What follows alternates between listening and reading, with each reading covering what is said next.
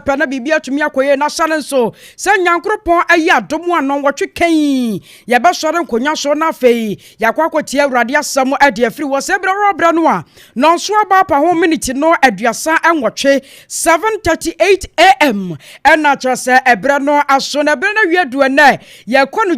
jaso sanse Ghana Premier League no ensam wom enuoma ekoso ya enya asem keto na nyame yadmo kina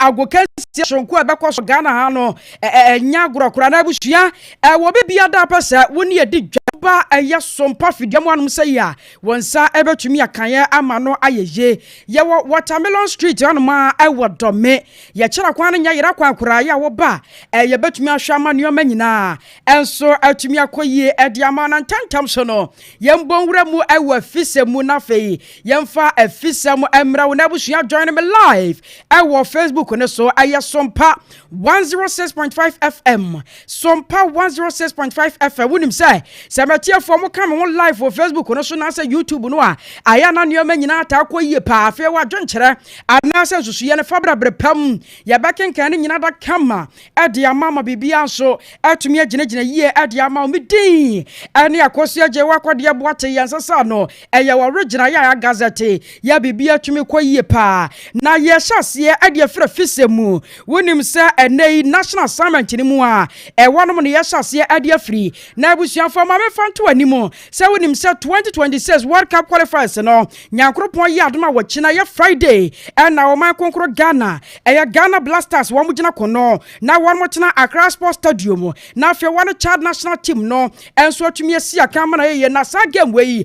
crucial pa de ma Ghana esansa World Cup no kwa bia so mpanyimfo ahyase a wo mo kan say wo say o ma Ghana ye tumi kwa bi na afia ye dinkunimo wo mu na after Chad national team game no Blasters of Ghana bakwa kopie mu na wo ma kwa we ene Madagascar national team no enso atumi akwa kosia kan ama no ayeye na wonim say eno ho no ana eno da sports minister Yera Kofi Adams wakokopie mu ewo mrashebedwafie de nyoma ba ku mienu miensa bi ekokotu dwa ewo mrashebedwafie na no na panyika sie kwakwo kire mu say wo show the Blasters of Ghana technical team no a eye coach otu ado wodi animu no anyame animu nie wa ma one more task pa ye wo say wo mutumi for fele ema nyoma nyina tumi kwaso wo say se wo hwe mu afcon no na no adane ye da fom say team ya Blasters ne ye wo ye nan wo say wo mpabie tie nyame adom wo kina se nipa ba gitwi na wo ma ba begu stadium na fe be wie kire wo ma kwakwaya nyoma troka e wo hono na wo ahwe obibia se nyame adom wo kina no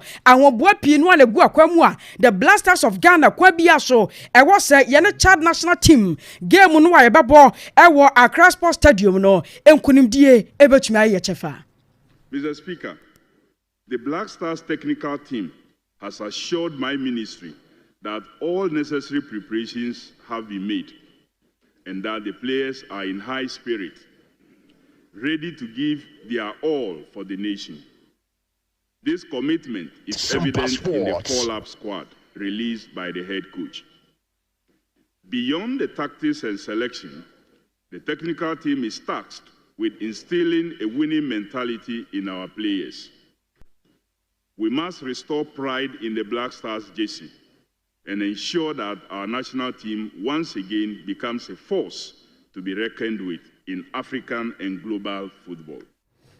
Abusia waya kakra free one moba ewo sports minister na kache Yera Kofi Adams no na wode ne nkomodie aba wieye ewo mrashebadwafie no eno de tu mrashebadwafo ni nyina anim se wasra wo mo pa wo ma wo mu nyina special invitation se nyankropo yadma wo kina game no wo mo fo mani wo nyamba ta kire na fe obi ama mehwe bi sansa Blasters nyame yadma wo kina Accra Sports Stadium sa nyire ebate sansa nioma nyina ya wo de agu akwa mu no wo gidie wo rehwemu se nyame yadma wo kina de enkunim. Mr. Speaker, this is a national mission and it requires the support of everyone, including this august house. I extend a special invitation to all members of parliament to join us in the stance as we support the Black Stars in their upcoming World Cup qualifier against Chad on Friday, 21st March 2025 at 7 p.m. at the Accra Sports Stadium. Let us lead by example, show that when it comes to national football, we are united in purpose, passion, and patriotism. Ghana's football must rise again, and rise it will. Abusia waya kakra ye free oba awo sports minister Yera Kofi Adams wano so de no na anwachi no ana mfanto anim se wura ye friend se Patrick Boama papa yi wano so agi atomu se nyankropon ye adomu a wachina game no baba so anokia no ke ensuo to wawia bo wano so de na chitaye ebekwa akwakoye bi ade aboa no wano no wasenya VIP horom no obachana kura wo hwe se popular stand no wano so akwa na fe na dwunkire bia wano eno sane omanfo besi bia hye jamanu wafa no won so betumi de ho agimuo na de ebekoso bia no wotumi ahuru bi feed gadochi mumientie ne mra. Leading with the performance of the Black Stars, given the amount of money we've been spending on our national team and the kind of results they produce, Mr. Speaker, this should be a turning point in the life of the national team, the Black Stars. I've seen the list from the coach. I've seen the arrival of some of the key players into the national team, which plays, who are playing Madagascar on Friday. Madagascar, Chad Friday and Chad on Monday. We expect the team to deliver all 6 points to give the nation some hope that they are serious with regards to the investment and the emotions Ghanaians attach to the national team. Parliament will give the national team the due support, and I entreat of money we've been spending on our national team and the kind of results they produce, Mr. Speaker. This should be a turning point in the life of the national team, the Black Stars. I've seen the list from the coach. I've seen the arrival of some of the key players into the national team, which plays, who are playing Madagascar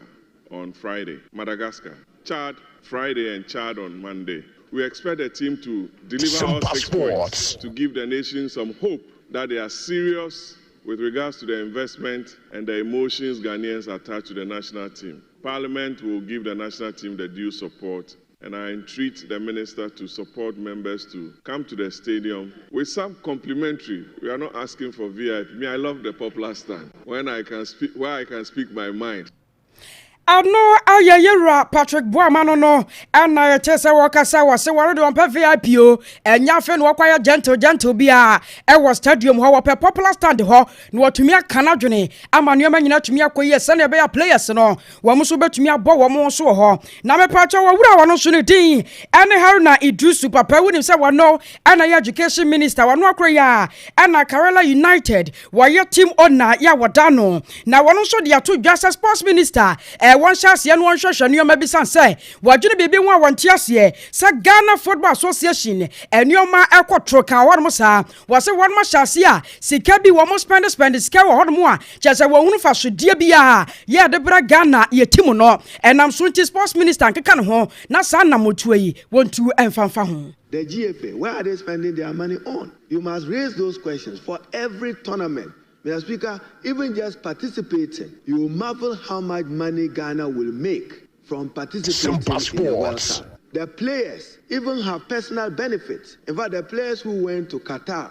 a player who appeared only once went home with not less than $90,000 as his participating reward or benefit. Not to talk of how much the country got. If you fail and you got to semi-finals and finals, the bigger the reward.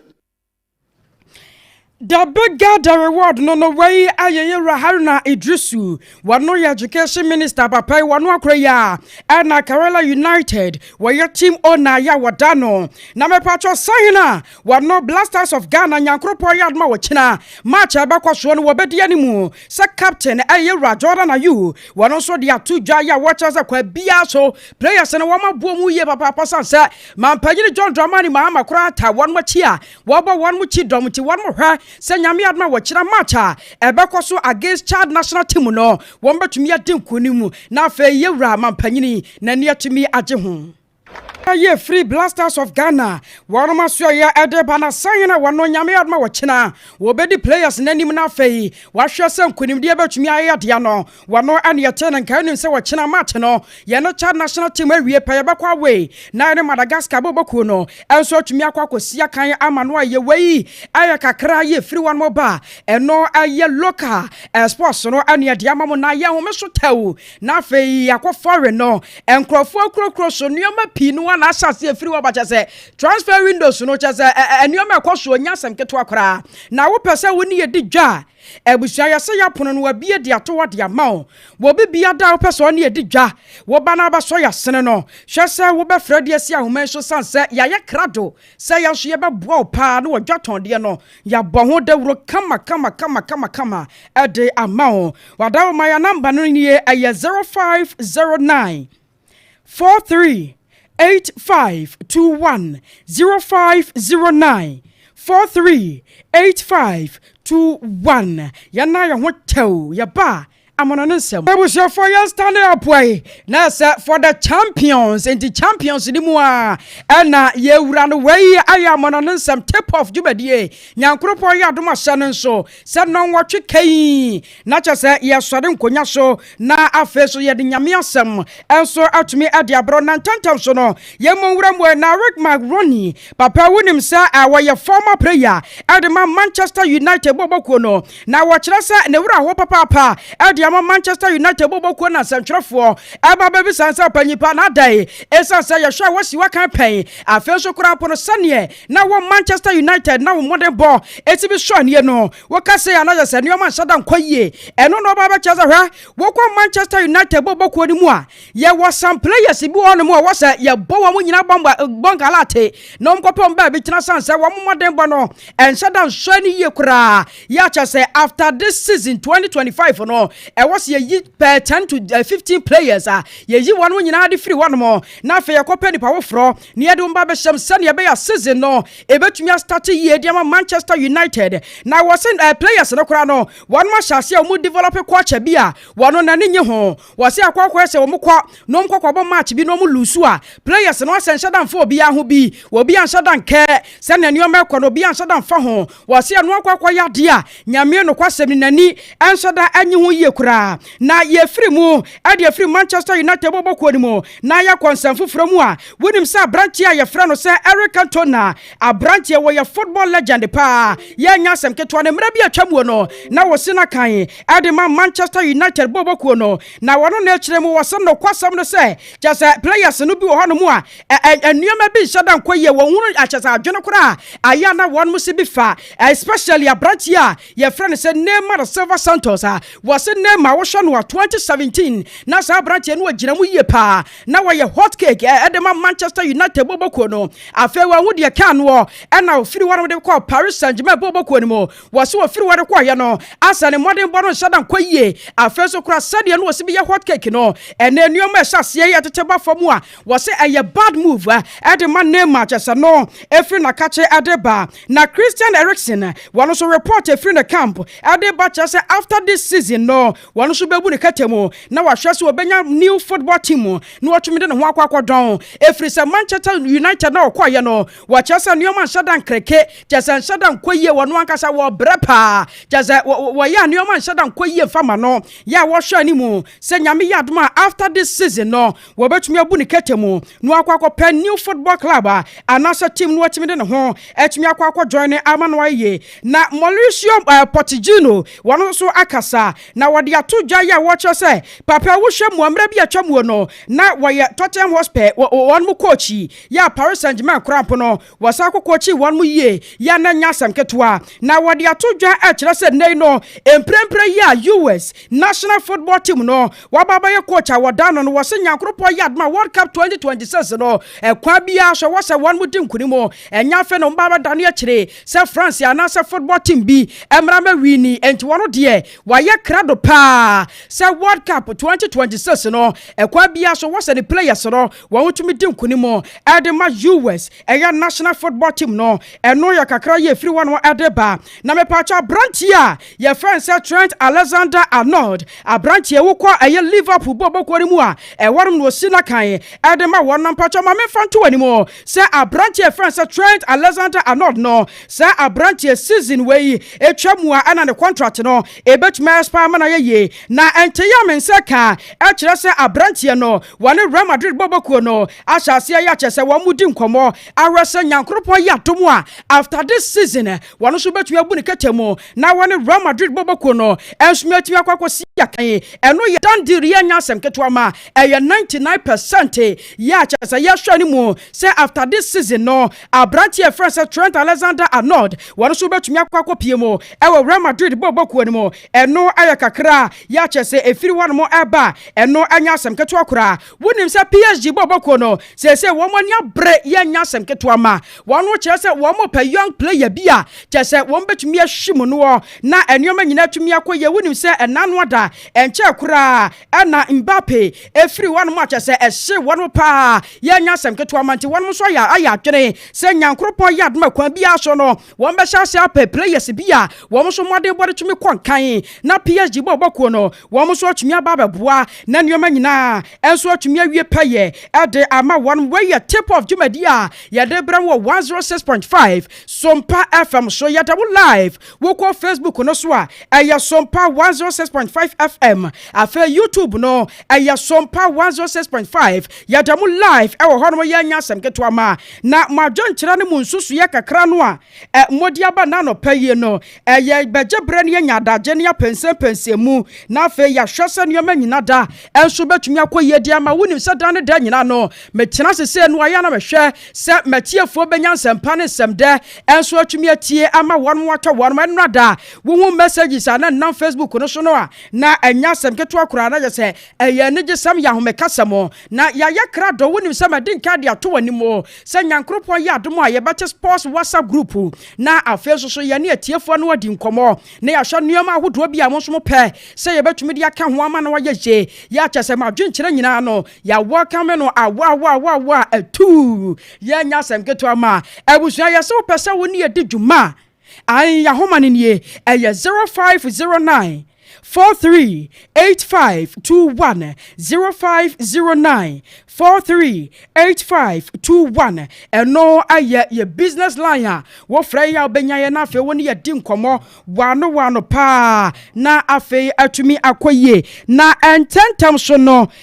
yankoi na afi mo messages kakra mo de afa Facebook no so no yankenkan ebi emfa emamo ententem so jaso wano enya asem keto ama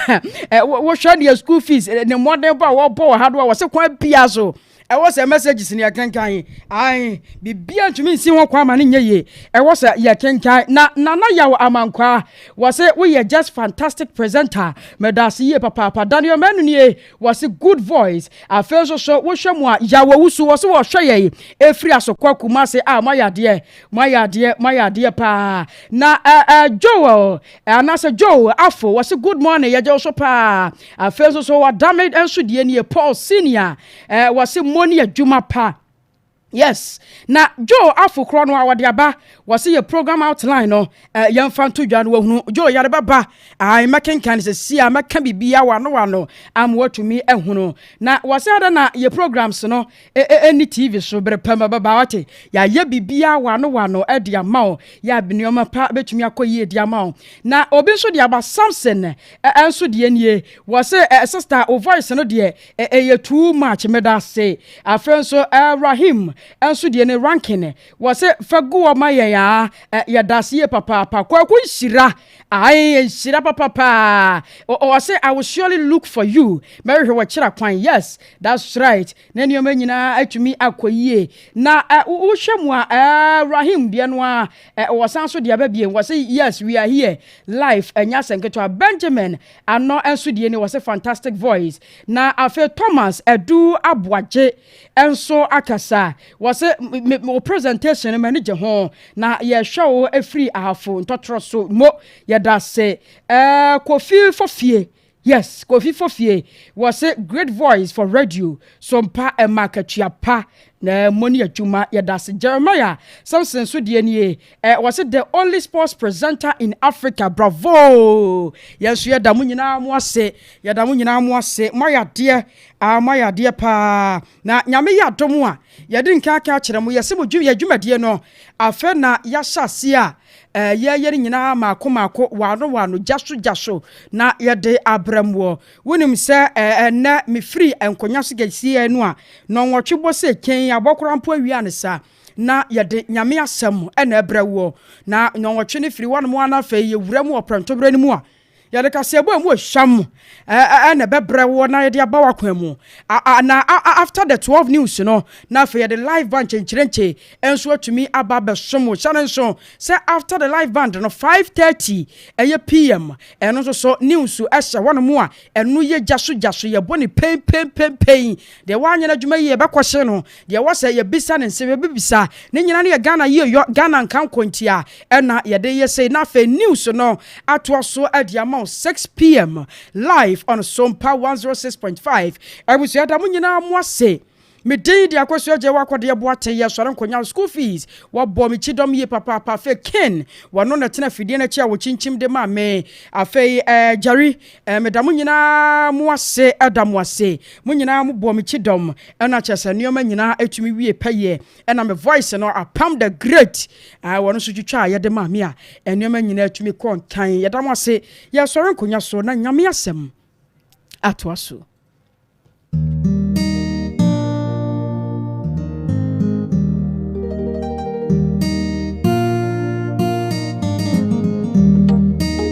Onitim bi epue opue ya wampue ni kwa o odi eniji ani nkwansha ababo mu afutuo nyamsum woni